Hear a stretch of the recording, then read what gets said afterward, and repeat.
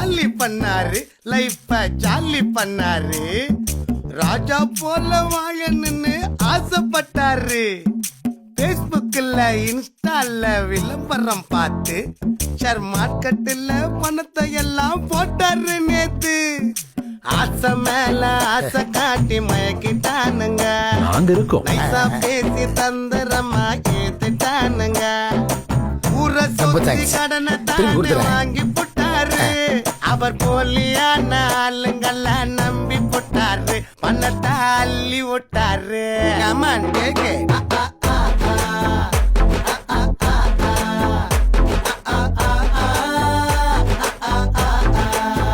Sir, நீங்க 1 crore இருந்து 3 crore ஸ்லாட்டுக்கு ப்ரோமோட் ஆயிருக்கீங்க.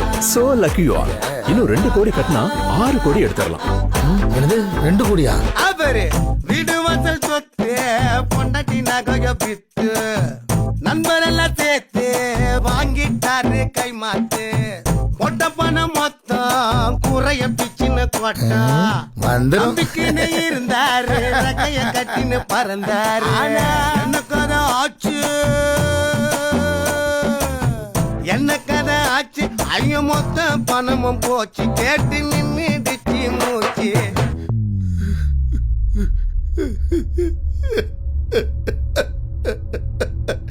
டேய் என் பணம், டேய் பாவீங்களா, என் பணத்தை திருப்பி கொடுங்கடா.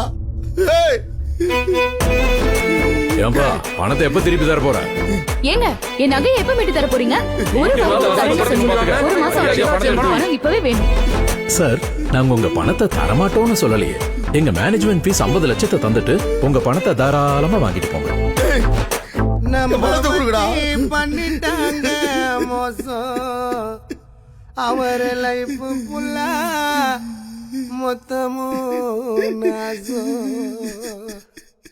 என்ன போல யாரும் ஆக வேணாம். அதிக ஆசையால போலீஸ் ஷேர் மார்க்கெட்ல மாட்டிக்காதீங்க வீணா.